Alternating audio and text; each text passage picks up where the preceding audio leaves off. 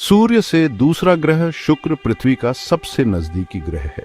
प्रेम और सुंदरता की रोमन देवी के नाम पर शुक्र को अक्सर उसके समान आकार और द्रव्यमान के कारण पृथ्वी का जुड़वां कहा जाता है। हालांकि इस निकटता को आपको बेवकूफ न बनने दें। शुक्र हमारी अपनी दुनिया से बिल्कुल अलग है। जहां पृथ्वी जीवन से भरपूर है, वहीं शुक्र एक झुलसा देने वाला निर्जन ग्रह है जहां जहरीला वातावरण है। यह हमारे सौर मंडल का सबसे गर्म ग्रह है, बुध से भी ज्यादा गर्म, जो सूर्य के सबसे करीब है।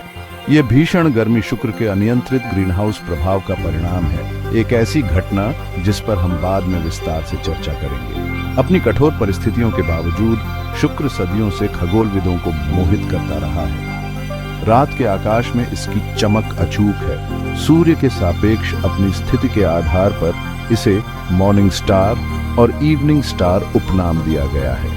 इसमें कोई आश्चर्य की बात नहीं है कि रहस्य और सुंदरता में डूबा हुआ ये खगोलीय पड़ोसी हमें मोहित करता है और अपने रहस्यों को जानने के लिए प्रेरित करता है। शुक्र की सबसे खास विशेषताओं में से एक इसका अविश्वसनीय रूप से घना वातावरण है। मुख्य रूप से कार्बन डाइऑक्साइड से बना शुक्र का वातावरण पृथ्वी से लगभग 90 गुना मोटा है। कार्बन डाइऑक्साइड का यह मोटा कंबल सूर्य से गर्मी को फंसा लेता है, जिससे उपरोक्त अनियंत्रित ग्रीनहाउस प्रभाव और ग्रह का अत्यधिक तापमान होता है। लेकिन कार्बन डाइऑक्साइड शुक्र के वायुमंडल का एकमात्र घटक नहीं है। सल्फ्यूरिक एसिड के घने बादल भी ग्रह को ढंक लेते हैं, जिससे सूर्य का प्रकाश वापस अंतरिक्ष में परावर्तित हो जाता है और शुक्र को इसका उच्च एल्बेडो या परावर्तन क्षमता मिलती है। ये बादल पृथ्वी से दिखाई देने वाले शुक्र के पीले सफेद रंग के लिए जिम्मेदार हैं। शुक्र की सतह पर वायुमंडलीय दबाव कुचलने वाला है, जो पृथ्वी पर समुद्र की सतह के नीचे लगभग 900 मीटर होने के बराबर है। यह तीव्र दबाव झुलसा देने वाले तापमान के साथ मिलकर एक प्रतिकूल वातावरण बनाता है, जो अंतरिक्ष यान के लिए अविश्वसनीय रूप से चुनौतीपूर्ण है। किसी भी ज्ञात जीवन रूप की तो बात ही छोड़ दें। शुक्र के घने वातावरण के नीचे एक ऐसी सतह है जो उसकी वायुमंडलीय स्थितियों की तरह ही चरम पर है। शुक्र पर औसत सतह का तापमान लगभग 464 डिग्री सेल्सियस रहता है, जो सीसा को पिघलाने के लिए पर्याप्त गर्म होता है। सतह एक सूखा चट्टानी बंजर भूमि है जो ज्वालामुखी विशेषताओं से चिह्नित है। ज्वालामुखी बेसाल्ट के विशाल मैदान विशाल ढाल ज्वालामुखियों, लावा प्रवाह और प्रभाव क्रेटर से घिरे हुए हैं। अत्यधिक दबाव और गर्मी के कारण सतह का विस्तार से अध्ययन करना मुश्किल हो जाता है, लेकिन अंतरिक्ष यान से रडार टिप्पणियों ने बहुमूल्य अंतर्दृष्टि प्रदान की है। पृथ्वी के विपरीत शुक्र में प्लेट टेक्टोनिक्स नहीं है। यह प्रक्रिया पृथ्वी के महाद्वीपों की गति और पहाड़ों और महासागरों के निर्माण के लिए जिम्मेदार है। हालांकि शुक्र की सतह ज्वालामुखी गतिविधि का प्रमाण दिखाती है। यह दर्शाता है कि ग्रह का आंतरिक भाग भूगर्भीय रूप से सक्रिय है। शुक्र की खोज की चुनौतियों के बावजूद इस गूढ़ ग्रह का अध्ययन करने के लिए कई मिशन भेजे गए हैं। सोवियत वेनेरा मिशनों ने शुक्र पर पहली बार सॉफ्ट लैंडिंग हासिल की और ग्रह के वायुमंडल और सतह के बारे में बहुमूल्य डेटा लौटाया। नासा के मैगलन मिशन ने शुक्र की सतह का नक्शा बनाने के लिए रडार का उपयोग किया। यूरोपीय अंतरिक्ष एजेंसी का वीनस एक्सप्रेस मिशन, जिसने शुक्र की परिक्रमा की, ने ग्रह के वायुमंडल, बादलों और सतह की विशेषताओं का अध्ययन किया। हाल के वर्षों में वैज्ञानिकों ने शुक्र के वायुमंडल में फॉस्फीन का पता लगाया है, जिसने पृथ्वी से परे जीवन की संभावना में रुचि जगाई है। भाग 5, शाम के तारे का महत्व। हमारे सौर मंडल को समझना। अपने स्वयं के ग्रह और सौर मंडल के विकास को समझने के लिए शुक्र का अध्ययन करना महत्वपूर्ण है। पृथ्वी के सबसे नजदीकी ग्रह के रूप में शुक्र ग्रहों के विकास की तुलना करने के लिए एक प्राकृतिक प्रयोगशाला प्रदान करता है। शुक्र को निर्जन बना देने वाला अनियंत्रित ग्रीनहाउस प्रभाव पृथ्वी की जलवायु प्रणाली के नाजुक संतुलन की एक गंभीर याद दिलाता है। शुक्र की चरम जलवायु का अध्ययन करके वैज्ञानिक पृथ्वी के तापमान को नियंत्रित करने वाली प्रक्रियाओं और जलवायु परिवर्तन के संभावित परिणामों के बारे में बहुमूल्य अंतर्दृष्टि प्राप्त कर सकते हैं। इसके अलावा शुक्र की अनूठी विशेषताएं ग्रहों के वातावरण की विविधता के बारे में अंतर्दृष्टि प्रदान करती हैं, जो एक ही तारा प्रणाली के भीतर मौजूद हो सकती है। शुक्र की वर्तमान स्थिति के कारणों को समझने से हमें हमारे सौर मंडल और उसके बाहर ग्रहों के निर्माण और विकास को बेहतर ढंग से समझने में मदद मिल सकती है। भाग 6 भविष्य की खोज, शुक्र के रहस्यों का अनावरण। वैज्ञानिक समुदाय शुक्र पर भविष्य के मिशनों की योजनाओं से उत्साहित है। नासा 2 मिशनों वेरिटस और डेविन सी प्लस की योजना बना रहा है, जो क्रमशः देर से 20 और 30 के दशक की शुरुआत में लॉन्च किए जाएंगे। वेरिटस उच्च रिजोल्यूशन में शुक्र की सतह का नक्शा तैयार करेगा, जबकि डेविन सी प्लस ग्रह के वायुमंडल का अध्ययन करेगा और सतह पर एक जांच उतारने का प्रयास करेगा। इन मिशनों का उद्देश्य शुक्र को लेकर बने कुछ ऐसे रहस्यों को सुलझाना है, जैसे कि इसके वायुमंडल का विकास, इसकी ज्वालामुखी गतिविधि का इतिहास और अतीत या वर्तमान जीवन की संभावना। इन मिशनों द्वारा एकत्र किए गए डेटा निस्संदेह इस गूढ़ ग्रह के बारे में हमारी समझ में क्रांति ला देंगे। यूरोपीय अंतरिक्ष एजेंसी शुक्र एनविजन के लिए एक मिशन पर भी विचार कर रही है, जो ग्रह के भूविज्ञान, वायुमंडल और आंतरिक संरचना का अध्ययन करेगा। ये भविष्य के मिशन पृथ्वी आधारित दूरबीनों से चल रहे प्रेक्षणों के साथ आने वाले दशकों में शुक्र के कई और रहस्यों को उजागर करने का वादा करते हैं। भाग 7 जीवन की खोज, क्या शुक्र पर जीवन हो सकता है जैसा कि हम नहीं जानते? शुक्र के वायुमंडल में फॉस्फीन की खोज ने बहस को फिर से जगा दिया है। कुछ वैज्ञानिक अनुमान लगाते हैं कि ग्रह के ऊपरी वायुमंडल में जीवन हो सकता है। लगभग 50 किलोमीटर की ऊंचाई पर तापमान और दबाव मध्यम होते हैं। सूक्ष्म जीव इस क्षेत्र में सल्फ्यूरिक एसिड को विलायक के रूप में उपयोग कर सकते हैं। शुक्र पर भविष्य के मिशन जीवन के और संकेतों की खोज करेंगे। भाग 8 संस्कृति में शुक्र, प्राचीन पौराणिक कथाओं से आधुनिक विज्ञान कथाओं तक। रात के आकाश में अपनी चमक के साथ शुक्र ने सहस्राब्दियों से मनुष्यों को मोहित किया है। प्राचीन पौराणिक कथाओं में शुक्र को अक्सर प्रेम, सौंदर्य और प्रजनन क्षमता से जोड़ा जाता था। रोमनों ने ग्रह का नाम अपनी प्रेम की देवी के नाम पर रखा, जबकि यूनानियों ने इसे एफ्रोडाइट कहा। आधुनिक समय में शुक्र विज्ञान कथा लेखकों के लिए एक लोकप्रिय सेटिंग रही है। प्रारंभिक चित्रणों में अक्सर शुक्र को एक हरे भरे उष्णकटिबंधीय स्वर्ग के रूप में चित्रित किया गया था, जो उस कठोर वास्तविकता के विपरीत था जिसे अब हम जानते हैं। हालांकि जैसे जैसे शुक्र के बारे में हमारी समझ विकसित हुई, वैसे वैसे कल्पना में इसका चित्रण भी विकसित हुआ। समकालीन विज्ञान कथा अक्सर शुक्र को एक सतर्क कहानी के रूप में दर्शाती है, जो एक बार रहने योग्य ग्रह था, जो एक अनियंत्रित ग्रीनहाउस प्रभाव से तबाह हो गया था। ये कहानियां हमारे अपने ग्रह की नाजुकता और हमारे पर्यावरण की रक्षा के महत्व की याद दिलाती हैं। भाग 9 शुक्र और पृथ्वी की तुलना, एक अनियंत्रित ग्रीनहाउस से सबक। आकार और द्रव्यमान में समानता के बावजूद शुक्र और पृथ्वी ने बहुत अलग विकासवादी रास्ते अपनाए हैं। जहां पृथ्वी जीवन से भरपूर एक रहने योग्य ग्रह के रूप में विकसित हुई, वहीं शुक्र एक अनियंत्रित ग्रीन हाउस प्रभाव के आगे घुटने टेक बैठा, जो एक झुलसा देने वाला निर्जन संसार बन गया। शुक्र और पृथ्वी के बीच के अंतरों का अध्ययन करने से उन कारकों के बारे में बहुमूल्य अंतर्दृष्टि मिल सकती है जो ग्रहों की आदत में योगदान करते हैं। शुक्र पर अनियंत्रित ग्रीनहाउस प्रभाव वायुमंडलीय गैसों के नाजुक संतुलन और ग्रह की जलवायु पर उनके प्रभाव का एक गंभीर प्रदर्शन है। शुक्र की वर्तमान स्थिति को जन्म देने वाली प्रक्रियाओं को समझकर हम उन कारकों की बेहतर सराहना कर सकते हैं, जिन्होंने पृथ्वी को अरबों वर्षों तक रहने योग्य बनाए रखा है और हमारे ग्रह की नाजुक जलवायु प्रणाली के लिए संभावित खतरों को समझ सकते हैं। शुक्र हमारे पर्यावरण की रक्षा करने और जलवायु परिवर्तन के प्रभावों को कम करने के महत्व की एक गंभीर याद दिलाता है। भाग 10 निष्कर्ष, शुक्र का स्थायी आकर्षण। सुबह का तारा और शाम का तारा शुक्र हमें मोहित और आकर्षित करता रहता है। अपने कठोर और क्षमाशील वातावरण के बावजूद शुक्र हमारे सौर मंडल के विकास और ग्रहों की जलवायु के नाजुक संतुलन के लिए बहुमूल्य सुराग रखता है। शुक्र पर भविष्य के मिशन इस गूढ़ ग्रह के और भी रहस्यों को उजागर करने का वादा करते हैं, संभावित रूप से प्रारंभिक सौर मंडल पर प्रकाश डालते हैं, जीवन की सीमाओं को जैसा कि हम जानते हैं और उन प्रक्रियाओं को जो ग्रहों के विकास को आकार देती हैं। जैसे जैसे हम अपने ब्रह्मांडीय पड़ोस का पता लगाना जारी रखते हैं, शुक्र निस्संदेह वैज्ञानिक जांच का केंद्र बिंदु और अंतहीन आकर्षण का स्रोत बना रहेगा। शुक्र का स्थायी आकर्षण उसके रहस्यों और हमारे अपने ग्रह के विपरीत है। यह उन दुनिया की विशाल विविधता की याद दिलाता है जो ब्रह्मांड में मौजूद है और इस भव्य ब्रह्मांडीय टेपेस्ट्री के भीतर अपने स्थान को समझने का महत्व है।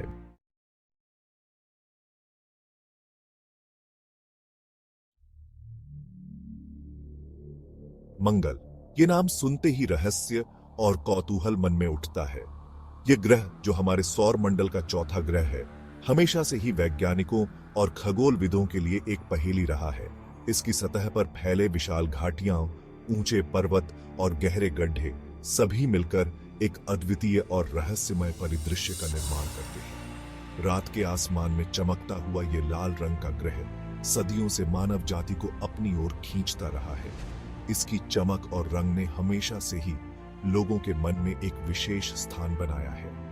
यह ग्रह जो अपनी विशिष्ट लालिमा के कारण लाल ग्रह के नाम से जाना जाता है, हमारे सौर मंडल के सबसे आकर्षक ग्रहों में से एक है। नंगी आंखों से दिखने वाला इसका चमकीला लाल रंग प्राचीन सभ्यताओं में युद्ध और जुनून की कहानियों को जन्म देता था। प्राचीन ग्रीक और रोमन सभ्यताओं ने इसे अपने युद्ध के देवता के रूप में देखा और इसकी चमक ने उन्हें हमेशा प्रेरित किया। यह ग्रह जो कभी युद्ध और विजय का प्रतीक था, अब अन्वेषण और ज्ञान का प्रतीक बन गया है। दुनिया भर में सभ्यताओं ने इस खगोलीय प्रकाश स्तंभ के आसपास मिथकों और किंवदंतियों की रचना की। उनकी कल्पनाएं इसकी रहस्यमय उपस्थिति से प्रज्वलित होती थी। भारतीय, चीनी और माया सभ्यताओं ने भी मंगल ग्रह को अपने मिथकों और कहानियों में शामिल किया। इन कहानियों ने हमेशा से ही मानवता को इस ग्रह के रहस्यों को जानने के लिए प्रेरित किया है। सदियों तक मंगल एक दूर की पहेली बना रहा। इसके रहस्य दूरी और ब्रह्मांडीय धूल के पीछे छिपे रहे। लेकिन जैसे जैसे विज्ञान और प्रौद्योगिकी ने प्रगति की, हमने इस ग्रह के बारे में और अधिक जानना शुरू किया। इसके वातावरण, सतह और भूगर्भीय संरचना के बारे में हमारी समझ में निरंतर वृद्धि हो रही है। लेकिन मानव सरलता के एक चमत्कार, दूरबीन के आविष्कार ने हमें अपने खगोलीय पड़ोसी के करीब ला दिया। दूरबीन के माध्यम से हमने मंगल की सतह पर बर्फ की टोपियों, घाटियों और पर्वतों को देखा। यह आविष्कार हमारे लिए एक नई दुनिया के द्वार खोलने जैसा था। इसके लेंस के माध्यम से खगोलविदों ने ध्रुवीय बर्फ की टोपियों और बदलते मौसमों के साथ हमारी अपनी दुनिया के समान एक ऐसी दुनिया की झलक देखी। यह देखकर हमें यह एहसास हुआ कि मंगल ग्रह भी हमारी पृथ्वी की तरह ही एक जीवंत और गतिशील ग्रह है। इसके बदलते मौसम और भूगर्भीय गतिविधियां हमें यह संकेत देती हैं कि यह ग्रह भी कभी जीवन का घर हो सकता है। इन शुरुआती टिप्पणियों ने मंगल ग्रह के प्रति हमारे आकर्षण को और बढ़ा दिया। एक दिन इसके सतह तक पहुंचने और उसे छूने के सपनों को हवा दी। वैज्ञानिकों और अन्वेषकों ने इस ग्रह के रहस्यों को जानने के लिए कई मिशन भेजे हैं और हर मिशन ने हमें इस ग्रह के बारे में नई और रोमांचक जानकारियां दी हैं। लाल ग्रह जो कभी युद्ध और विजय का प्रतीक था, अन्वेषण के प्रकाश स्तंभ में बदल गया। ज्ञान और रोमांच के लिए हमारी कभी न बुझने वाली प्यास का प्रमाण। यह ग्रह अब हमारे लिए एक नई दुनिया की खोज का प्रतीक बन गया है और हम इसके रहस्यों को जानने के लिए हमेशा तत्पर रहते हैं। आज जब हम अंतरिक्ष अन्वेषण के एक नए युग के कगार पर खड़े हैं, मंगल ग्रह हमें खोज के अपने वादे और अज्ञात के आकर्षण के साथ बुलाता है। यह ग्रह हमारे लिए एक नई चुनौती और अवसर का प्रतीक है और हम इसके रहस्यों को जानने के लिए हमेशा तैयार रहते हैं। यह मानवता के लिए अगली बड़ी छलांग का प्रतिनिधित्व करता है, हमारी सरलता के लिए एक चुनौती और अन्वेषण की हमारी स्थायी भावना का प्रमाण। मंगल ग्रह की खोज हमें यह सिखाती है कि हमारे लिए कोई भी सीमा नहीं है और हम हमेशा नई ऊंचाइयों को छूने के लिए तैयार रहते हैं। यह ग्रह हमें यह याद दिलाता है कि अन्वेषण और ज्ञान की हमारी यात्रा कभी समाप्त नहीं होती। मंगल हमारे सूर्य से चौथा ग्रह हमारे ब्रह्मांडीय पड़ोस में एक विशेष स्थान रखता है। यह ग्रह, जिसे अक्सर लाल ग्रह के नाम से जाना जाता है, ने सदियों से मानवता की कल्पना को मोहित किया है। इसकी रहस्यमयी उपस्थिति और संभावनाओं से भरी सतह ने वैज्ञानिकों, खगोलविदों और यहाँ तक कि लेखकों और फिल्म निर्माताओं को भी प्रेरित किया है।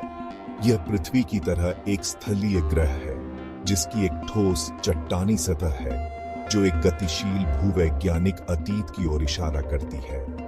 मंगल की सतह पर फैली विशाल घाटियां, ऊंचे पर्वत और गहरे गड्ढे इसके भूवैज्ञानिक इतिहास की कहानियां बयां करते हैं। इन संरचनाओं का अध्ययन करके वैज्ञानिक यह समझने की कोशिश कर रहे हैं कि मंगल का अतीत कैसा था और यह ग्रह कैसे विकसित हुआ।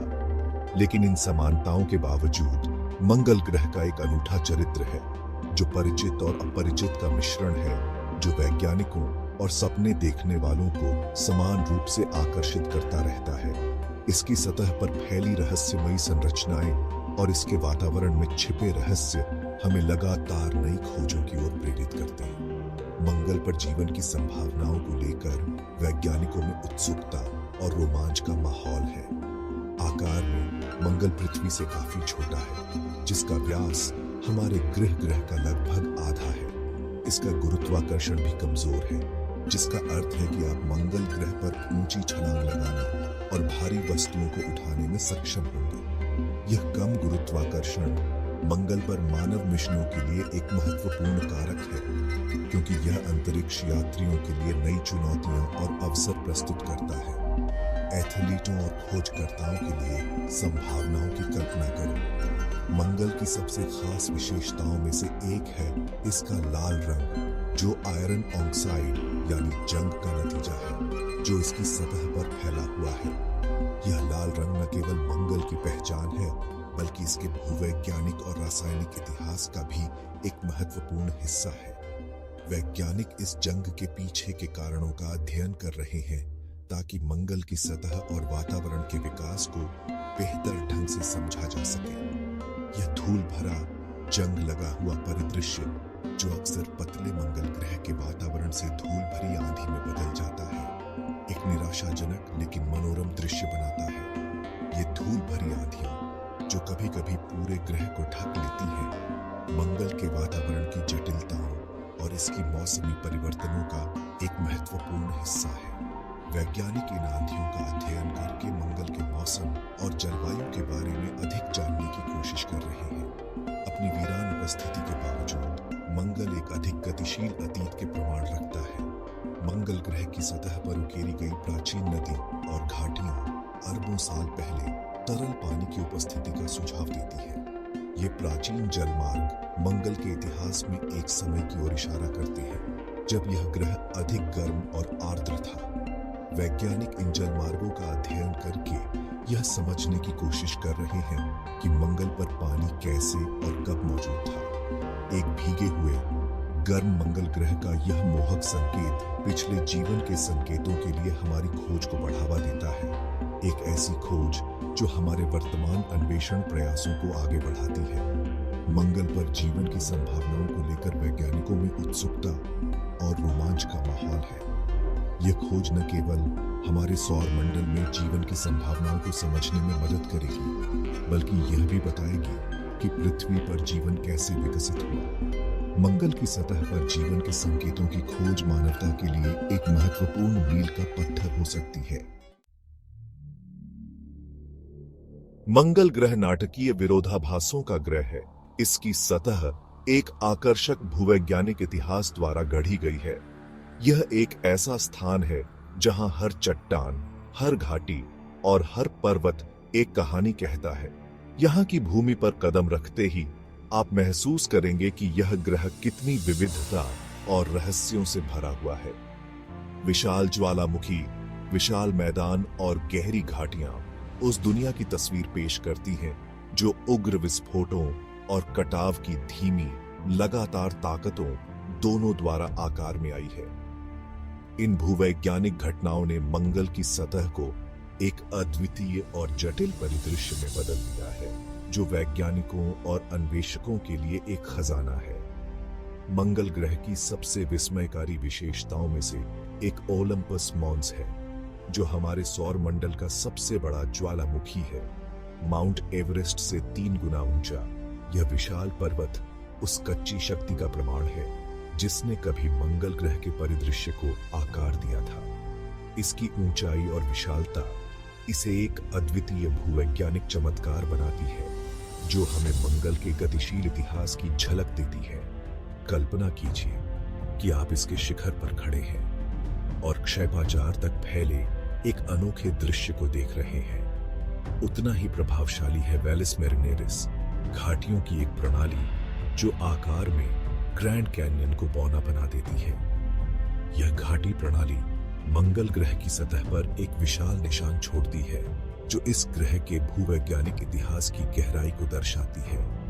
मंगल ग्रह की सतह पर यह विशाल निशान हजारों किलोमीटर तक फैला है जो इस ग्रह को आकार देने वाली विवर्तनिक शक्तियों का प्रमाण है। यह घाटी प्रणाली न केवल अपनी विशालता के लिए जानी जाती है बल्कि इसके भीतर छिपे हुए रहस्यों के लिए भी। यहाँ की चट्टानें और संरचनाएं हमें मंगल के भूवैज्ञानिक इतिहास की गहराई में ले जाती है। लेकिन मंगल ग्रह केवल भव्य विशेषताओं के बारे में नहीं है। इसकी सतह पर बिखरे हुए अनगिनत क्रेटर हैं जो क्षुद्र ग्रहों और उल्का पिंडों द्वारा बमबारी किए गए एक अशांत अतीत के प्रमाण हैं। ये क्रेटर हमें उस समय की याद दिलाते हैं जब मंगल ग्रह पर जीवन की संभावना थी और यह ग्रह एक गतिशील और सक्रिय स्थान था।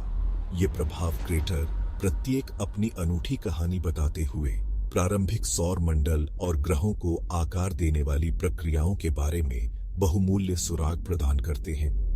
इन क्रेटरों का अध्ययन करके वैज्ञानिक मंगल ग्रह के अतीत को समझने की कोशिश करते हैं और यह जानने की कोशिश करते हैं कि यह ग्रह कैसे विकसित हुआ और इसके भविष्य में क्या संभावनाएं हो सकती हैं। मंगल ग्रह को समझने की हमारी यात्रा अंतरिक्ष दौड़ के दौरान पूरी तरह से शुरू हुई, जो तीव्र प्रतिद्वंद्विता और उल्लेखनीय तकनीकी नवाचार का समय था।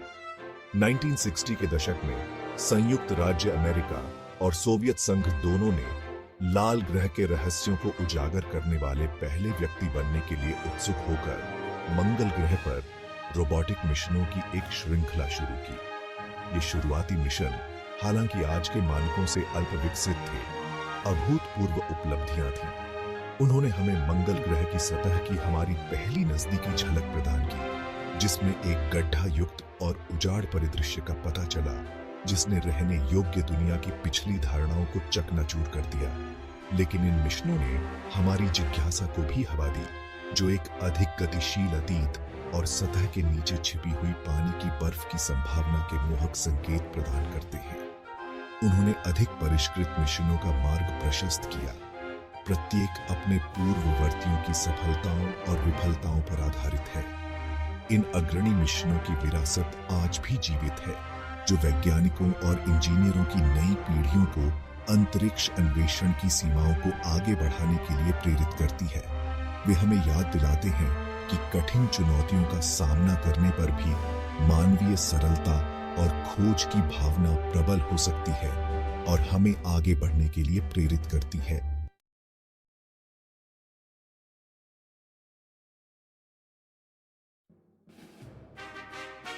जुपिटर हमारे सौर मंडल का सबसे बड़ा ग्रह।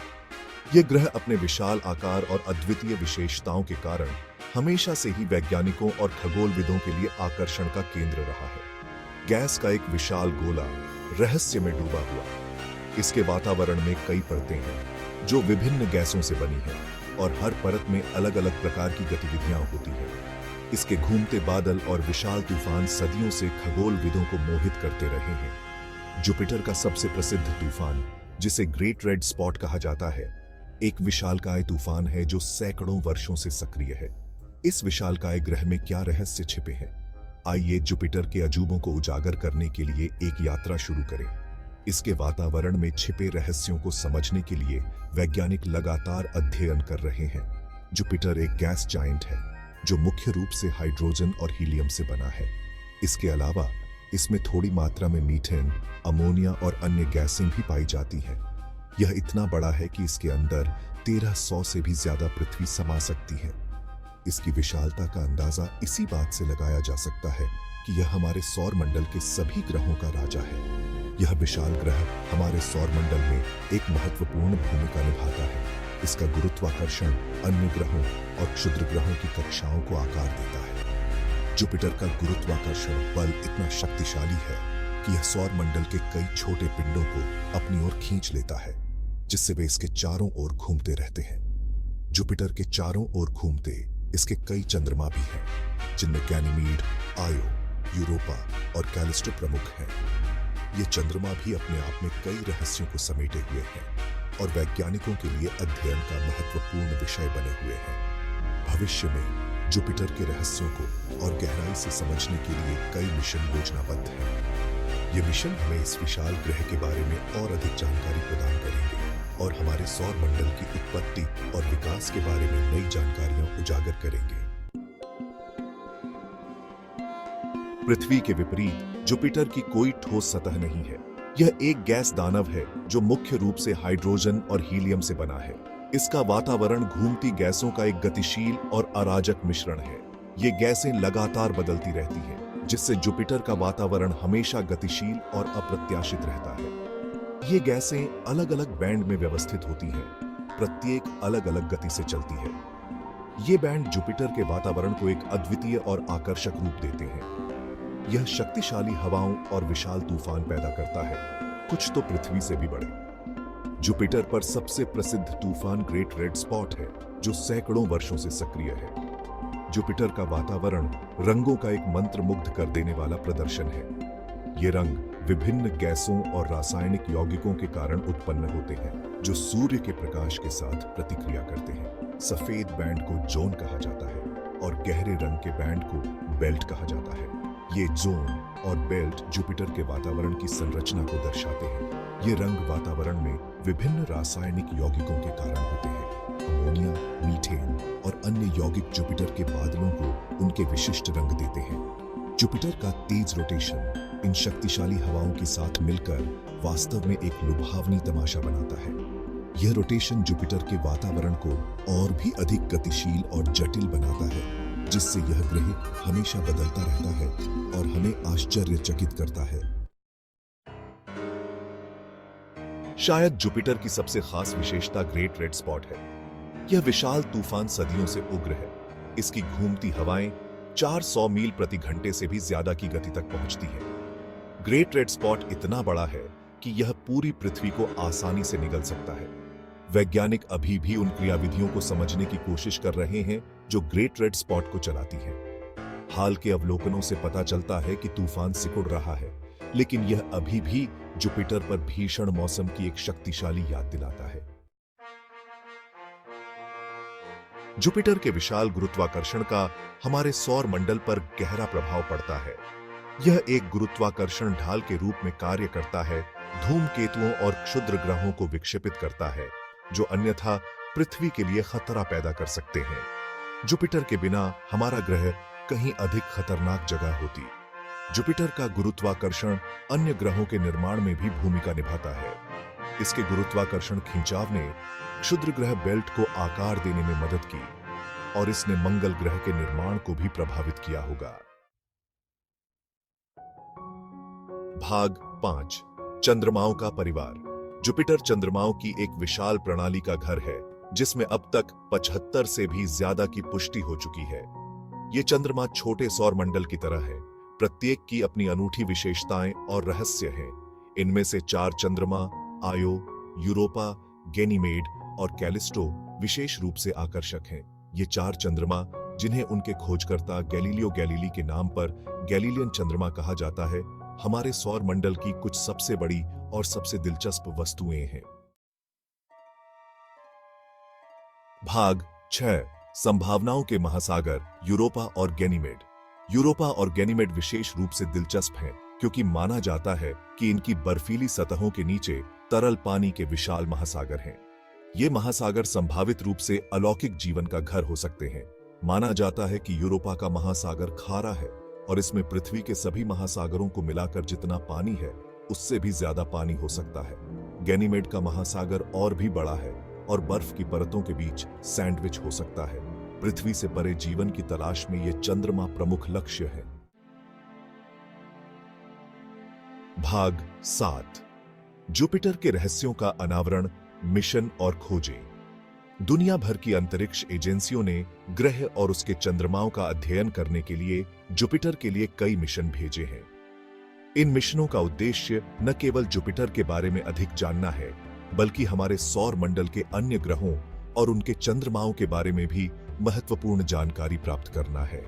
इन मिशनों ने अमूल्य डेटा प्रदान किया है जो ग्रह के तीव्र चुंबकीय क्षेत्र, इसके जटिल वातावरण और इसके चंद्रमाओं की दिलचस्प संभावनाओं को प्रकट करता है। जुपिटर का चुंबकीय क्षेत्र पृथ्वी के चुंबकीय क्षेत्र से कहीं अधिक शक्तिशाली है और इसके अध्ययन से हमें ग्रहों के चुंबकीय क्षेत्रों के बारे में नई जानकारी मिल रही है।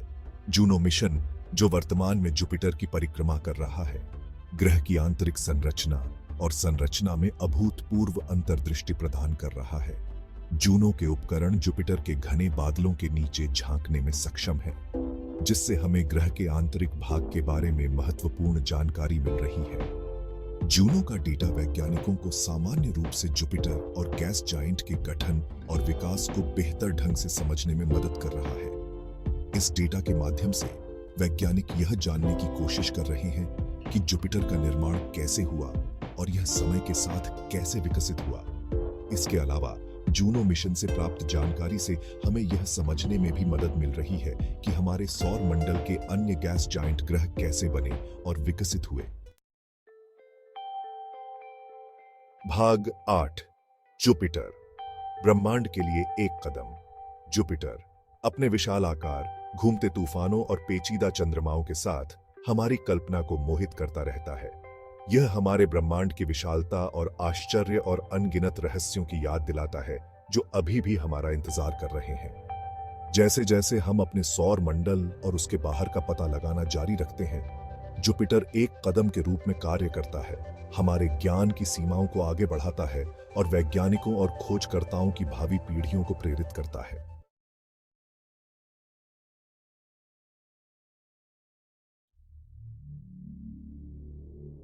शनि, सूर्य से छठा ग्रह, एक खगोलीय आश्चर्य है जो नंगी आंखों से दिखाई देता है।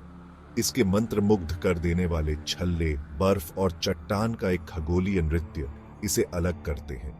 शनि एक गैस जाइंट है जो हमारी पृथ्वी से बहुत अलग एक विशाल दुनिया है। शनि के छल्ले इसकी सबसे अनोखी विशेषता है। अनगिनत बर्फीले कणों से बने ये छल्ले एक लुभावनी दृश्य है। ये लाखों किलोमीटर तक फैले हुए हैं, फिर भी ये उल्लेखनीय रूप से पतले हैं। छल्लों के भीतर के कण छोटे दानों से लेकर विशाल शिलाखंडों तक लगातार टकराते और परस्पर क्रिया करते हैं। शनि का वातावरण हाइड्रोजन और हीलियम का एक घूमता हुआ मिश्रण, जटिल बादलों के पैटर्न और शक्तिशाली तूफानों से सजा हुआ है। शनि के वायुमंडल, छल्लों और चंद्रमाओं का अध्ययन उन प्रक्रियाओं के बारे में बहुमूल्य सुराग प्रदान करता है जिन्होंने हमारे सौर मंडल को आकार दिया, और अपने असंख्य चंद्रमाओं के साथ, जिनमें से कुछ में जीवन की संभावना है, शनि हमें आकर्षित और प्रेरित करता रहता है। शनि गैस का एक विशाल गोला है, मुख्य रूप से हाइड्रोजन और हीलियम। पृथ्वी के विपरीत इसकी कोई ठोस सतह नहीं है। शनि के कोर के भीतर अत्यधिक दबाव में माना जाता है कि हाइड्रोजन एक धात्विक अवस्था में मौजूद है जो धातु की तरह बिजली का संचालन करता है। माना जाता है कि यह धात्विक हाइड्रोजन शनि के शक्तिशाली चुंबकीय क्षेत्र के लिए जिम्मेदार है। शनि की रिंग प्रणाली अविश्वसनीय रूप से जटिल है। मुख्य रिंग, जिन्हें ए, बी और सी नाम दिया गया है, पृथ्वी से एक अच्छे टेलीस्कोप से दिखाई देते हैं। ये रिंग अंतराल से अलग होते हैं, जिनमें से सबसे प्रमुख कैसिनी डिवीजन है। शेफर्ड मून, छोटे चंद्रमा जो रिंग के भीतर या उसके पास परिक्रमा करते हैं, रिंग की संरचना को बनाए रखने में महत्वपूर्ण भूमिका निभाते हैं। टाइटन, शनि का सबसे बड़ा चंद्रमा, बुध ग्रह से भी बड़ा है और इसका वातावरण घना है जो इसे पृथ्वी से परे जीवन की तलाश में एक प्रमुख लक्ष्य बनाता है। शनि के साथ मानवता का आकर्षण कोई नई बात नहीं है। प्राचीन सभ्यताओं ने रात के आकाश में शनि को देखा। इस खगोलीय पट्टिक के इर्द गिर्द किस्से और मिथक बुने। बेबीलोनियों ने शनि की गतिविधियों को ईश्वर निनुरता के साथ जोड़कर सावधानी पूर्वक दर्ज किया। रोमन पौराणिक कथाओं में शनि कृषि, समय और धन के देवता थे। 17वीं शताब्दी में दूरबीन के आविष्कार ने शनि की हमारी समझ में क्रांति ला दी। गैलीलियो गैलीली, इतालवी खगोल शास्त्री, जिन्होंने सबसे पहले स्वर्ग में एक दूरबीन की ओर इशारा किया था, शनि की उपस्थिति से हैरान थे। उनकी दूरबीन इतनी शक्तिशाली नहीं थी कि वह छल्लों को स्पष्ट रूप से देख सके, इसलिए उन्होंने शुरू में उन्हें 2 बड़े चंद्रमा समझ लिया। अंतरिक्ष युग की शुरुआत ने शनि के हमारे अन्वेषण में एक नया अध्याय चिह्नित किया। 1970 और 1980 के दशक में नासा के पायनियर और वायेजर अंतरिक्ष यान ने शनि के पास से उड़ान भरी, ग्रह, उसके छल्लों और उसके चंद्रमाओं की पहली क्लोजअप छवियों को वापस भेजा। नासा और यूरोपीय अंतरिक्ष एजेंसी के बीच एक संयुक्त प्रयास, कैसिनी-ह्यूजेंस मिशन ने शनि के हमारे अन्वेषण को नई ऊंचाइयों पर पहुंचा दिया। ह्यूजेंस प्रोब, जो कैसिनी से अलग हो गया और 2005 में टाइटन पर उतरा, बाहरी सौर मंडल में एक चंद्रमा पर उतरने वाला पहला अंतरिक्ष यान बन गया। दशकों के अन्वेषण के बावजूद शनि के पास अभी भी कई रहस्य हैं। शनि के छल्ले कैसे बने, इसकी सटीक प्रक्रिया वैज्ञानिकों के बीच बहस का विषय बनी हुई है। कुछ सिद्धांतों का सुझाव है कि छल्ले एक बिखरे हुए चंद्रमा के अवशेष हैं, जबकि अन्य का प्रस्ताव है कि वे प्रारंभिक सौर मंडल से बचे हुए पदार्थ से बने हैं। पृथ्वी से परे जीवन की खोज शनि के चंद्रमाओं की खोज के सबसे सम्मोहक कारणों में से एक है। टाइटन अपने घने वातावरण और मीथेन झीलों के साथ जीवन को आश्रय देने वाले एक प्रमुख उम्मीदवार के रूप में माना जाता है। एनसेलेडस अपने उपसतह महासागर के साथ अलौकिक जीवन की तलाश में एक और दिलचस्प लक्ष्य है। इन चंद्रमाओं के भविष्य के मिशन संभावित रूप से मानवता के सबसे गहन प्रश्नों में से एक का उत्तर दे सकते हैं। क्या हम ब्रह्मांड में अकेले हैं? शनि का वातावरण अपने घूमते बादलों और शक्तिशाली तूफानों के साथ एक गतिशील और हमेशा बदलता वातावरण है। शनि के वायुमंडल को समझने से सामान्य रूप से गैस दिग्गजों की वायुमंडलीय प्रक्रियाओं में अंतर्दृष्टि मिलती है। जैसे जैसे हम अंतरिक्ष की गहराई में उतरते रहेंगे, निस्संदेह शनि आने वाली पीढ़ियों के लिए आकर्षण और खोज का स्रोत बना रहेगा।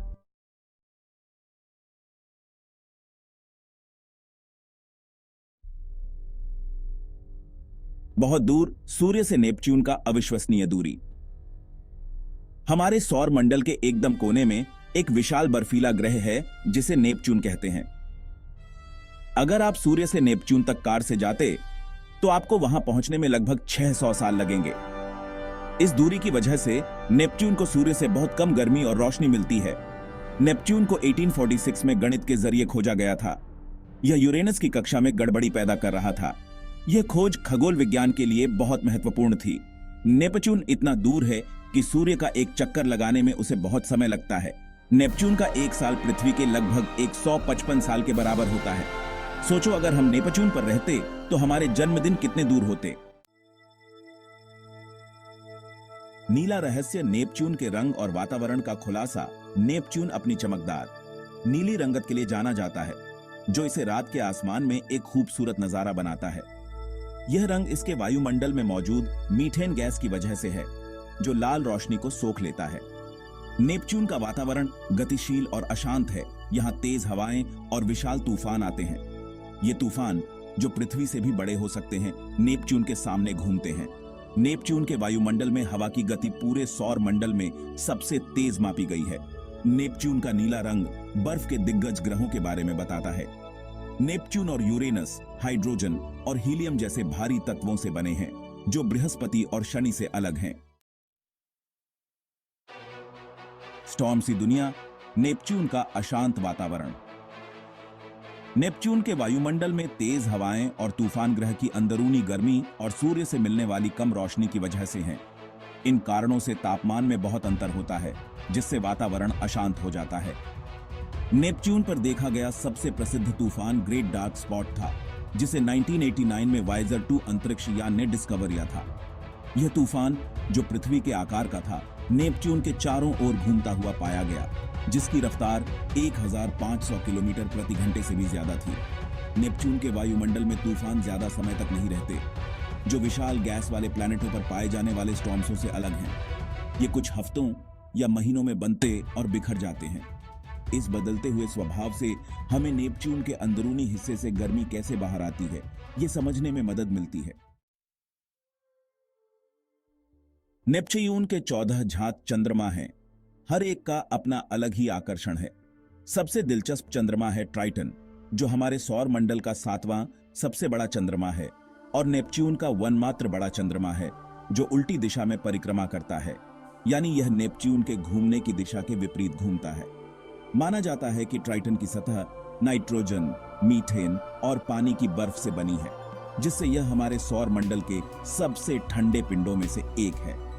इसका तापमान 235 डिग्री सेल्सियस तक गिर सकता है। ट्राइटन का एक पतला सा वायुमंडल है, जो ज्यादातर नाइट्रोजन से बना है, जिसमें थोड़ी बहुत मीथेन और कार्बन मोनोऑक्साइड भी है। इस वातावरण में ज्वालामुखी गतिविधि के सबूत दिखाई देते हैं, जिसमें गीजर सतह से ऊपर की ओर फूटते हैं। नेपच्यून का अध्ययन हमारे सौर मंडल के बाहरी क्षेत्रों और उससे आगे प्लैनेटों के निर्माण और विकास को समझने में महत्वपूर्ण भूमिका निभाता है। एक आइसीले विशाल ग्रह के रूप में नेपच्यून शुरुआती सौर मंडल की परिस्थितियों के बारे में बहुमूल्य सुराग प्रदान करता है। नेपच्यून की संरचना, वायुमंडल और चुंबकीय क्षेत्र का विश्लेषण करके वैज्ञानिक ग्रह निर्माण की प्रक्रियाओं और हमारे सौर मंडल के इतिहास के बारे में जानकारी प्राप्त कर सकते हैं। इसके अलावा नेपच्यून के मूनसों, विशेष रूप से ट्राइटन का अध्ययन विशाल प्लैनेटों और उनके मूनसों के बीच जटिल संबंधों पर प्रकाश डालता है। इसके अलावा नेपच्यून 100 प्लैनेट के अध्ययन के लिए एक महत्वपूर्ण उदाहरण के रूप में कार्य करता है, जो दूसरे तारों की परिक्रमा करने वाले ग्रह हैं। हमारे सौर मंडल में नेपच्यून जैसी वस्तुओं का अध्ययन करके वैज्ञानिक इन दूर की दुनिया की विशेषताओं और विकास को बेहतर ढंग से समझ सकते हैं। हालांकि वाइजर 2 मिशन ने नेपच्यून के बारे में हमारे ज्ञान को बढ़ाने के लिए महत्वपूर्ण डेटा प्रदान किया है, लेकिन अभी भी कई रहस्य अनसुलझे हैं। भविष्य के मिशन, जैसे कि एक समर्पित नेपच्यून ऑर्बिटर या एक ट्राइटन लैंडर, ग्रह के वायुमंडल, आंतरिक संरचना और इसके मूनसों की संरचना और विकास की ओर अधिक विस्तृत जांच कर सकते हैं।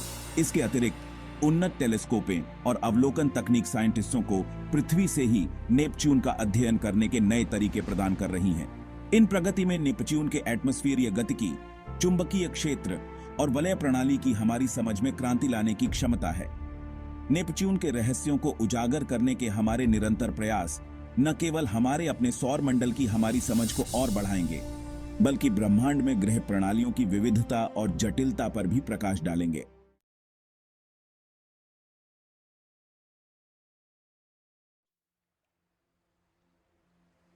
यूरेनस, जो सूरज से 7वां ग्रह है, एक आइस जायंट है जिसके पास एक अजीब रहस्य है।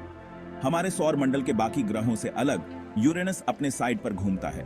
सोचो, एक ग्रह अपने ऑर्बिट में गेंद की तरह लुढ़क रहा है। यही है यूरेनस। यह अनोखी बात यूरेनस को बहुत ही उत्सुकता और वैज्ञानिक अध्ययन का विषय बनाती है। यूरेनस एक विशाल ग्रह है, पृथ्वी के व्यास का लगभग 4 गुना। यह ज्यादातर बर्फ जैसे पदार्थों से बना है, जैसे पानी, मीथेन और अमोनिया। ये एक छोटे चट्टानी कोर को घेरे हुए हैं। ग्रह का नीला हरा रंग उसके ऊपरी वायुमंडल में मौजूद मीथेन से आता है, जो सूर्य से लाल रोशनी को सोख लेता है। यूरेनस पृथ्वी से बहुत दूर है, लगभग 2.9 अरब किलोमीटर की दूरी पर जब यह सबसे दूर होता है। यह इतना दूर है कि यह नंगी आंखों से मुश्किल से दिखाई देता है। दूरबीन से भी यह एक छोटी, धुंधली, नीली हरी डिस्क के रूप में दिखाई देता है। फिर भी सौर मंडल को समझने में यूरेनस का एक खास स्थान है। यूरेनस प्राचीन सभ्यताओं को नहीं पता था। यह इतना धुंधला है कि बिना दूरबीन के आसानी से नहीं देखा जा सकता। एक ब्रिटिश खगोल शास्त्री विलियम हर्शल ने 1781 में यूरेनस की खोज की थी। उसने शुरू में सोचा था कि यह एक धूमकेतु है। हालांकि इसके धीमे गति और गोलाकार कक्षा से पता चला कि यह एक ग्रह है। इस खोज ने झात सौर मंडल के आकार को दोगुना कर दिया। इसने हमारे कॉस्मिक नेबरहुड की सीमाओं को आगे बढ़ाया और मौजूदा खगोलीय मॉडल को चुनौती दी। यूरेनस की सबसे खास विशेषता इसका लगभग 99 डिग्री का एक्सट्रीम एक्सियल टिल्ट है। अधिकांश ग्रह एक ऐसे अक्ष पर घूमते हैं जो उनके ऑर्बिटल प्लेन के लगभग लंबवत होता है। हालांकि यूरेनस लगभग पूरी तरह से अपने साइड पर झुका हुआ है। इसका मतलब है कि इसके ध्रुवों पर दशकों तक लगातार सूरज की रोशनी रहती है और उसके बाद दशकों तक अंधेरा रहता है। इस एक्सट्रीम टिल्ट का कारण एक रहस्य बना हुआ है। एक प्रमुख सिद्धांत बताता है कि एक बड़ी वस्तु, संभवतः एक प्रोटोप्लैनेट, अपने शुरुआती इतिहास में यूरेनस से टकरा गई थी। इस टक्कर ने ग्रह को अपनी धुरी से हटा दिया होगा, जिसके परिणाम स्वरूप इसका असामान्य ओरिएंटेशन होगा। वैज्ञानिक अभी भी इस सिद्धांत और अन्य संभावित स्पष्टीकरणों की जांच कर रहे हैं। यूरेनस को गैस जायंट बृहस्पति और शनि से अलग एक आइस जायंट के रूप में वर्गीकृत किया गया है। जबकि इसका एक घना वातावरण है जो मुख्य रूप से हाइड्रोजन और हीलियम से बना है, यूरेनस में बर्फ की एक महत्वपूर्ण मात्रा भी है। इन बर्फों में पानी, मीथेन और अमोनिया शामिल हैं। ये बर्फ यूरेनस के आंतरिक भाग में एक सुपर क्रिटिकल फ्लूइड स्टेट में मौजूद है, जो एक स्लशी, उच्च दबाव वाला वातावरण बनाते हैं। ग्रह का वायुमंडल हमारे सौर मंडल में सबसे ठंडा है, जिसका तापमान -224 डिग्री सेल्सियस तक गिर जाता है, जो कि -371 डिग्री फ़ारेनहाइट है। इस फ्रिजिड वातावरण से बर्फीले बादलों का निर्माण होता है। ये बादल ऊपरी वायुमंडल में मीथेन के साथ यूरेनस को इसका विशिष्ट नीला हरा रंग देते हैं। मीथेन लाल बत्ती को सोख लेता है, जिससे नीले और हरे रंग की तरंग दैर्ध्य अंतरिक्ष में वापस परावर्तित हो जाती है। यह यूरेनस के साथ हमारे द्वारा जोड़े गए शांत और इथेरियल रूप को बनाता है। हमारे सौर मंडल के सभी विशाल ग्रहों की तरह यूरेनस में भी वलयों की एक प्रणाली है। हालांकि शनि के प्रमुख और बर्फीले छल्लों के विपरीत यूरेनस के छल्ले गहरे और धुंधले हैं। ये मुख्य रूप से धूल और छोटे चट्टानी कणों से बने होते हैं, जिससे इन्हें देखना मुश्किल हो जाता है। यूरेनस के छल्लों की खोज 1977 में हुई थी, जिसने इस रहस्यमय ग्रह में साजिश की एक और परत जोड़ दी। उनकी खोज आकस्मिक थी, जिसे यूरेनस के दूर के तारे के सामने से गुजरने पर देखा गया था। ग्रह के गुजरने से पहले और बाद में तारे की रोशनी कई बार झिलमिलाई, जिससे छल्लों की उपस्थिति का पता चला। यूरेनस के चारों ओर 13 अलग-अलग छल्लों की पहचान की गई है, जिनमें से प्रत्येक की अपनी अनूठी विशेषताएं हैं। छल्ले संकीर्ण हैं, जिनकी चौड़ाई कुछ किलोमीटर से लेकर कुछ 100 मीटर तक है। माना जाता है कि वे अपेक्षाकृत युवा हैं, जो यूरेनस के चंद्रमाओं के बीच टकराव से या कैप्चर की गई सामग्री से बने मलबे से बने हैं। यूरेनस के 27 ज्ञात चंद्रमा हैं, जिनका नाम विलियम शेक्सपियर और अलेक्जेंडर पोप के कार्यों के पात्रों के नाम पर रखा गया है। ये चंद्रमा आकार, संरचना और कक्षीय विशेषताओं में विविध हैं। कुछ छोटे और अनियमित आकार के हैं, जबकि अन्य बड़े और गोलाकार हैं। 5 सबसे बड़े चंद्रमा मिरांडा, एरियल, अम्ब्रियल, टाइटेनिया और ओबेरॉन हैं। मिरांडा सबसे दिलचस्प है, जिसकी सतह एक अशांत भूगर्भीय अतीत का सुझाव देती है। इसमें घाटियां, चट्टानें और छतें हैं, जो तीव्र भूगर्भीय गतिविधि का प्रमाण है। अन्य बड़े चंद्रमा भी अनूठी विशेषताओं को प्रदर्शित करते हैं। एरियल की सतह अपेक्षाकृत युवा है, जिसमें कुछ प्रभाव क्रेटर हैं, जो हाल ही में पुनरुत्थान का संकेत देते हैं। इसके विपरीत अम्ब्रियल अंधेरा और भारी गड्ढा है, जो एक प्राचीन और निष्क्रिय सतह का सुझाव देता है। टाइटेनिया और ओबेरॉन यूरेनियन चंद्रमाओं में सबसे बड़े हैं, जिनमें विविध इलाके हैं, जिनमें प्रभाव क्रेटर, घाटी और संभावित क्रायोवोल्केनिक विशेषताएं शामिल हैं। यूरेनस खगोलविदों के लिए आकर्षण और चल रहे शोध का स्रोत बना हुआ है। इसका अनोखा झुकाव, बर्फीली संरचना, बेहोश छल्ले और विविध चंद्रमा हमारे सौर मंडल के गठन और विकास के बारे में आकर्षक सुराग प्रदान करते हैं। वैज्ञानिक इसकी आंतरिक संरचना, वायुमंडलीय गतिकी और चुंबकीय क्षेत्र के बारे में अधिक जानने के लिए उत्सुक हैं। उन्नत उपकरणों से लैस यूरेनस के भावी मिशन इस गूढ़ दुनिया में बहुमूल्य अंतर्दृष्टि प्रदान कर सकते हैं। यूरेनस का अध्ययन करके हम ग्रह निर्माण, विशाल ग्रह प्रणालियों की गतिशीलता और अन्य तारा प्रणालियों में मौजूद परिस्थितियों के बारे में अपनी समझ को गहरा कर सकते हैं। यूरेनस साइडवेज प्लैनेट हमारी मान्यताओं को चुनौती देता है और हमारे क्षितिज का विस्तार करता है। यह हमें याद दिलाता है कि ब्रह्मांड आश्चर्य से भरा है और खोज करने के लिए हमेशा कुछ न कुछ है। जैसे जैसे हम अपने ब्रह्मांडीय पड़ोस का पता लगाना जारी रखते हैं, यूरेनस निस्संदेह हमारी कल्पनाओं को मोहित करता रहेगा और वैज्ञानिकों की भावी पीढ़ियों को प्रेरित करता रहेगा।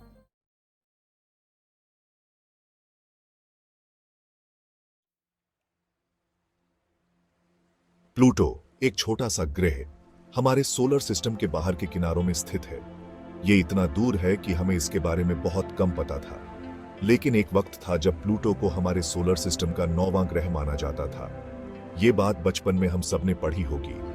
प्लूटो की कहानी शुरुआत में एकदम साफ थी, एक छोटा सा ग्रह हमारे सूरज का चक्कर लगाता हुआ बाकी 8 ग्रहों के साथ। लेकिन जैसे जैसे टेक्नोलॉजी बढ़ती गई और हमने स्पेस को और गहराई से देखा, तो प्लूटो के बारे में कुछ बातें सामने आईं जो पहले पता नहीं थी। प्लूटो का साइज और उसके ऑर्बिट का तरीका, ये सब कुछ थोड़ा अलग था। साइंटिस्ट ने देखा कि प्लूटो का साइज हमारे चांद से भी छोटा है और उसके ऑर्बिट का झुकाव और शेप भी बाकी ग्रहों से मेल नहीं खाता था।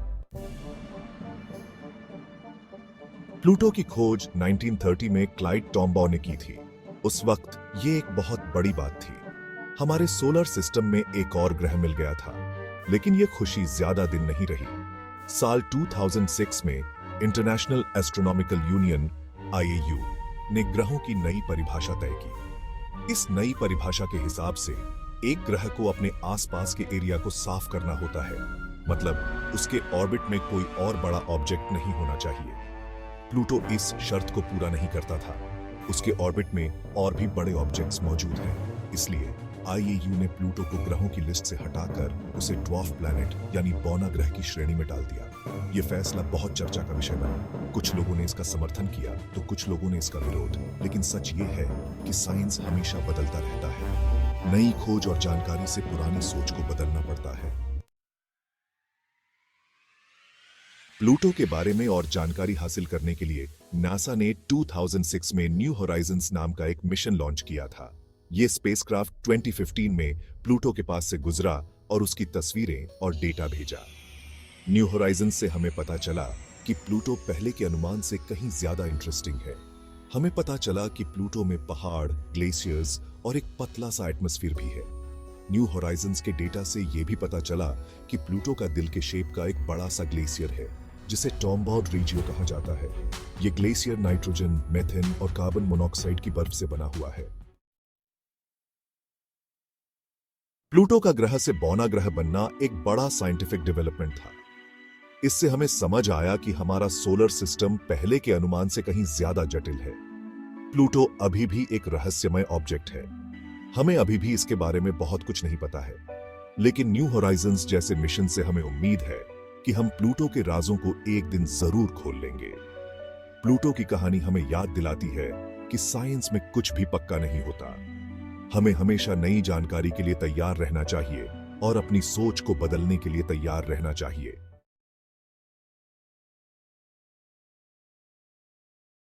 हमारा सौरमंडल एकदम बिजी जगह है, जहां प्लैनेट्स, मून्स और एस्ट्रॉइड्स सब सूर्य के चारों ओर नाच रहे हैं। इन सब के बीच मर्क्यूरी का स्थान बहुत ही यूनिक है। यह हमारे सौरमंडल का सबसे छोटा प्लैनेट है और सूर्य के सबसे पास। जरा सोचो, एक छोटी सी दुनिया हमारे तारे की तेज गर्मी में तप रही है। वो है मर्क्यूरी।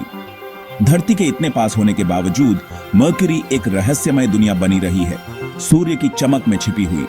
इसका छोटा आकार और धरती से देखने में कठिनाई होने के कारण यह शुरुआती एस्ट्रोनॉमर्स के लिए एक चुनौतीपूर्ण विषय था। लेकिन टेक्नोलॉजी में प्रगति और साहसिक स्पेस मिशंस के साथ हम इस फैसिनेटिंग प्लैनेट के रहस्यों से पर्दा उठाना शुरू कर चुके हैं। सूर्य के चारों ओर इसकी यात्रा, जो सिर्फ 88 अर्थ डेज में पूरी होती है, हमारे सौरमंडल में काम करने वाली शक्तिशाली ताकतों का प्रमाण है। अगले सेक्शंस में हम इस इंटरेस्टिंग दुनिया के रहस्यों को उजागर करने के लिए एक सफर पर निकलेंगे। इसकी सतह, एटमॉस्फेयर और उन मिशंस का पता लगाएंगे जो इसके रहस्यों को अनलॉक करने के लिए गए हैं। मर्क्यूरी को अक्सर मैसेंजर प्लैनेट कहा जाता है क्योंकि ये आसमान में बहुत तेजी से घूमता है। ये बात एंशिएंट एस्ट्रोनॉमर्स ने ऑब्जर्व की थी। मर्क्यूरी की गति और इसकी कक्षा की अनोखी विशेषताओं ने हमेशा से खगोलविदों को आकर्षित किया है। लेकिन यह सेलेस्टियल मैसेंजर आखिर कितना छोटा है? लगभग 3032 माइल्स 4800 किलोमीटर्स के व्यास के साथ मर्क्यूरी हमारे चांद से जरा सा ही बड़ा है। ये इसे जुपिटर या सैटर्न जैसे हमारे सौर मंडल के जायंट्स के सामने एक ड्वार्फ बनाता है। लेकिन मर्क्यूरी में साइज की जो कमी है वो स्पीड से पूरी होती है। सूर्य के चारों ओर इसकी परिक्रमा सभी प्लैनेट्स में सबसे तेज है, जो ब्रेथ टेकिंग 29 माइल्स पर सेकंड 47 किलोमीटर पर सेकंड की रफ्तार से होती है। इतनी तेज गति का कारण सूर्य से इसकी नजदीकी है, जहां ग्रेविटेशनल पुल सबसे ज्यादा है। मर्क्यूरी का सूर्य के इतना करीब होना इसे और भी अनोखा बनाता है। मजेदार बात यह है कि मर्क्यूरी का रोटेशन भी बड़ा अजीब है। ये अपनी एक्सिस पर बहुत धीरे धीरे घूमता है। एक चक्कर पूरा करने में लगभग 59 अर्थ डेज लेता है।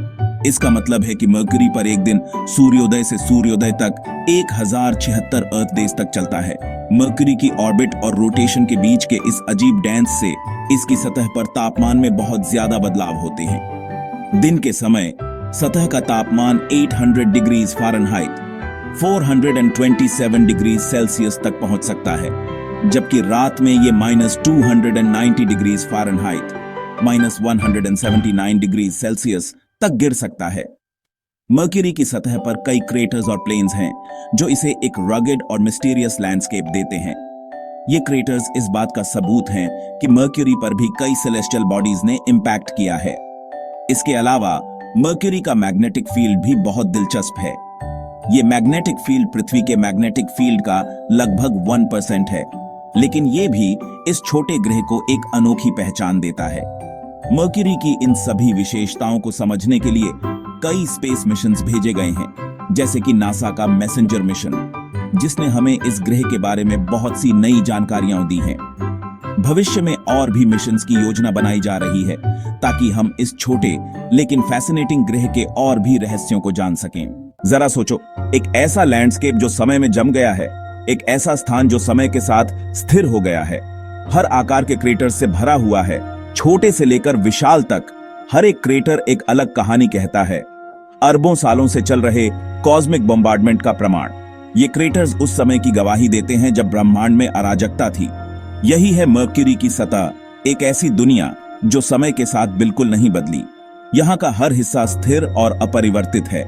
धरती के विपरीत, जहाँ टेक्टोनिक प्लेट्स लगातार शिफ्टिंग कर रही हैं और लैंडस्केप्स का इरोजन हो रहा है, यहाँ सब कुछ स्थिर है।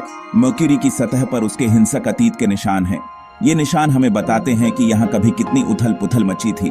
क्रेटर्स, जिनमें से कुछ 100 माइल्स तक फैले हुए हैं, पूरे लैंडस्केप पर छाए हुए हैं। ये विशाल गड्ढे हमें उस समय की याद दिलाते हैं, उस समय का प्रमाण जब हमारा सोलर सिस्टम बहुत ज्यादा कैओटिक जगह थी। ये क्रेटर्स उस अराजकता के साक्षी हैं। ये क्रेटर्स ज्वालामुखी गतिविधि के विशाल मैदानों से घिरे हुए हैं, जो हमें बताते हैं कि यहाँ कभी ज्वालामुखी विस्फोट होते थे, जो मर्क्यूरी के इतिहास के शुरुआती दिनों में इंटेंस जियोलॉजिकल एक्टिविटी की ओर इशारा करते हैं। ये गतिविधियां अब शांत हो चुकी हैं। मार्स के रस्टी रेड या धरती के वाइब्रेंट ब्लूज के विपरीत, जहां रंगों की भरमार है, मर्क्यूरी की सतह एकदम सॉम्बर ग्रे है। यहाँ का रंग एकदम नीरस और उदासीन है। ये नीरस रंग एटमॉस्फेयर की कमी और सोलर रेडिएशन के लगातार बॉम्बार्डमेंट के कारण है, जो सतह को बेरंग बना देता है, जिसने सतह से सभी वाइब्रेंट रंगों को मिटा दिया है। यहाँ का हर हिस्सा एक ही रंग में रंगा हुआ है। हालांकि अपनी डेसोलेट दिखावट के बावजूद मर्क्यूरी की सतह हमारे सोलर सिस्टम के शुरुआती फॉर्मेशन के बारे में क्लूज देती है। ये क्लूज हमें उस समय की जानकारी देते हैं, एक कहानी जो इसके क्रेटर्स और मैदानों में लिखी गई है। ये कहानी हमें बताती है कि कैसे मर्क्यूरी का निर्माण हुआ और कैसे यह समय के साथ स्थिर हो गया। धरती पर हम अपनी एटमॉस्फेयर को हल्के में लेते हैं। यह एक अदृश्य सुरक्षा कवच है जो हमें हानिकारक रेडिएशन से बचाती है, हमारे क्लाइमेट को रेगुलेट करती है और जीवन को पनपने देती है। ये एक अदृश्य ब्लैंकेट है जो हमें हानिकारक रेडिएशन से बचाती है, हमारे क्लाइमेट को रेगुलेट करती है और जीवन को पनपने देती है। ये हमें एक सुरक्षित और स्थिर वातावरण प्रदान करती है। हालांकि मर्क्यूरी की कहानी अलग है। यह ग्रह एक बहुत ही पतली और लगभग नॉन एग्जिस्टेंट एटमॉस्फेयर के साथ आता है। इसमें वो है जिसे वैज्ञानिक एक्सोस्फीयर कहते हैं, एक ऐसी एटमॉस्फेयर जो इतनी पतली है कि लगभग नॉन एग्जिस्टेंट है। यह एक्सोस्फीयर सोलर विंड द्वारा मर्क्यूरी की सतह से निकाले गए एटम से बनी है। ये एक्सोस्फीयर सोलर विंड द्वारा मर्क्यूरी की सतह से निकाले गए एटम से बनी है, जो सूर्य से निकलने वाले चार्ज्ड पार्टिकल्स की एक कांस्टेंट स्ट्रीम है। यह प्रक्रिया लगातार चलती रहती है, जिससे मर्क्यूरी की एक्सोस्फीयर कभी स्थिर नहीं रहती। धरती की एटमॉस्फेयर के विपरीत, जो ग्रेविटी द्वारा अपनी जगह पर बनी रहती है, मर्क्यूरी की एक्सोस्फीयर लगातार अंतरिक्ष में जा रही है और सोलर विंड द्वारा फिर से भर जाती है। यह एक निरंतर चक्र है जो कभी नहीं रुकता। सब्सटैंशियल एटमॉस्फेयर की इस कमी का मर्क्यूरी के क्लाइमेट पर बहुत गहरा प्रभाव पड़ता है। इस पतली एटमॉस्फेयर के कारण मर्क्यूरी का क्लाइमेट अत्यधिक अस्थिर है। गर्मी को ट्रैप करने के लिए इंसुलेटिंग लेयर के बिना मर्क्यूरी पर तापमान बहुत ज्यादा बदलता रहता है। यह ग्रह एक दिन में अत्यधिक गर्मी और रात में अत्यधिक ठंड का सामना करता है। दिन के समय तापमान स्कॉचिंग 800 डिग्री फ़ारेनहाइट तक पहुंच सकता है, जो लीड को पिघलाने के लिए काफी है। यह तापमान इतना अधिक है कि इसे सहन करना असंभव है। वहीं रात के समय तापमान गिरकर फ्रिजिड -290 डिग्री फ़ारेनहाइट तक पहुंच जाता है, जो धरती पर कहीं भी नहीं होता। यह तापमान इतना कम है कि इसे सहन करना भी असंभव है। इस प्रकार मर्क्यूरी का वातावरण और क्लाइमेट दोनों ही अत्यधिक चरम पर है, जो इसे एक हॉस्टिल और इनहॉस्पिटेबल ग्रह बनाते हैं। सदियों तक मर्क्यूरी के बारे में हमारी समझ उसी तक सीमित थी जो हम धरती से देख सकते थे। शुरुआती एस्ट्रोनॉमर्स, जिनके पास टेलीस्कोप्स के अलावा कुछ नहीं था, केवल इसके फेजेस और आसमान में इसके तेज मूवमेंट को ही देख पाते थे। स्पेस एज की शुरुआत तक हमें इस रहस्यमय दुनिया के रहस्यों को सुलझाना शुरू नहीं हुआ। मर्क्यूरी पर जाने वाला पहला स्पेसक्राफ्ट नासा का मैरिनर 10 था, जिसने 1974 और 1975 में प्लैनेट के 3 फ्लाईबाइज किए। मैरिनर 10 ने हमें मर्क्यूरी की सतह की पहली क्लोजअप इमेजेस दी, जिससे इसके क्रेटर टेरेन का पता चला और सिग्निफिकेंट एटमॉस्फेयर की अनुपस्थिति की पुष्टि हुई। इन शुरुआती झलकियों ने इस रहस्यमय दुनिया के बारे में और भी सवाल खड़े कर दिए। वैज्ञानिक मर्क्यूरी की संरचना, इसके मैग्नेटिक फील्ड और उन प्रोसेसेस के बारे में और जानने के लिए उत्सुक थे, जिन्होंने इसकी अनोखी सतह को आकार दिया। इन सवालों के जवाब देने के लिए एक नई पीढ़ी के स्पेसक्राफ्ट की जरूरत होगी, जो प्लैनेट की परिक्रमा कर सके और ज्यादा डिटेल्ड ऑब्जर्वेशंस कर सके। 2011 में नासा का मैसेंजर स्पेसक्राफ्ट, जो mercury surface, space environment, geochemistry and ranging का शॉर्ट फॉर्म है, ने इतिहास रचा, जब यह मर्क्यूरी की परिक्रमा करने वाला पहला स्पेसक्राफ्ट बना। मैसेंजर ने 4 साल तक प्लैनेट की सतह की मेटिकुलसली मैपिंग की, इसकी संरचना का अध्ययन किया और इसके मैग्नेटिक फील्ड को मापा। मैसेंजर द्वारा भेजे गए डेटा ने मर्क्यूरी के बारे में हमारी समझ को बदल दिया। इसने वॉल्केनिक एक्टिविटी के ऐसे पैमाने पर होने का प्रमाण दिया जो पहले अनइमेजिनेबल था, जिससे पता चलता है कि मर्क्यूरी कभी बहुत ज्यादा जियोलॉजिकली एक्टिव दुनिया थी। स्पेसक्राफ्ट ने मर्क्यूरी के पोल्स पर परमानेंटली शैडोड क्रेटर्स में छिपी हुई वाटर आइस का भी प्रमाण खोजा, जो प्लैनेट के एक्सट्रीम टेम्परेचर्स को देखते हुए एक सरप्राइजिंग खोज थी। मैसेंजर के ऑब्जर्वेशंस ने मर्क्यूरी के मैग्नेटिक फील्ड के एवोल्यूशन और सोलर विंड के साथ इसके इंटरैक्शन के बारे में भी जानकारी दी। मिशन की डिस्कवरीज ने मर्क्यूरी की एक ऐसी तस्वीर पेश की जो पहले के मुकाबले बहुत ज्यादा कॉम्प्लेक्स और डायनामिक थी, जिससे हमारे सोलर सिस्टम के रहस्यों को अनलॉक करने में डेडिकेटेड स्पेसक्राफ्ट मिशंस के महत्व का पता चलता है। हालांकि ब्रह्मांड की विशालता की तुलना में छोटा और महत्वहीन लगता है, मर्क्यूरी ब्रह्मांड के बारे में हमारी समझ में एक यूनिक स्थान रखता है। इसका एक्सट्रीम एनवायरनमेंट, इसकी एंशिएंट सतह और सूर्य से इसकी नजदीकी इसे प्लैनेटरी फॉर्मेशन और एवोल्यूशन का अध्ययन करने के लिए एक वैल्यूएबल लैबोरेटरी बनाती है। मर्क्यूरी का अध्ययन करके हम उन प्रोसेसेस के बारे में जानकारी प्राप्त करते हैं जिन्होंने अरबों साल पहले हमारे अपने प्लैनेट को आकार दिया था। इसकी क्रेटर्ड सतह अर्ली सोलर सिस्टम के बॉम्बार्डमेंट पीरियड का रिकॉर्ड प्रदान करती है, जबकि इसकी इंटरनल स्ट्रक्चर प्लैनेट्स के परतों में डिफरेंशिएट होने के तरीके के बारे में क्लूज देती है। इसके अलावा मर्क्यूरी का एक्सट्रीम एनवायरनमेंट फिजिक्स की हमारी समझ और जीवन की सीमाओं का परीक्षण करने के लिए एक टेस्टिंग ग्राउंड प्रदान करता है। सूर्य से प्लैनेट की नजदीकी इसे स्पेस वेदर और सोलर विंड के प्रभावों का अध्ययन करने के लिए भी एक वैल्यूएबल टारगेट बनाती है। जैसे जैसे हम अपने सौर मंडल और उसके बाहर एक्सप्लोर करते रहेंगे, मर्क्यूरी निस्संदेह हमें सरप्राइज करता रहेगा और उस ब्रह्मांड के बारे में हमारी असम्पशंस को चैलेंज करता रहेगा जिसमें हम रहते हैं।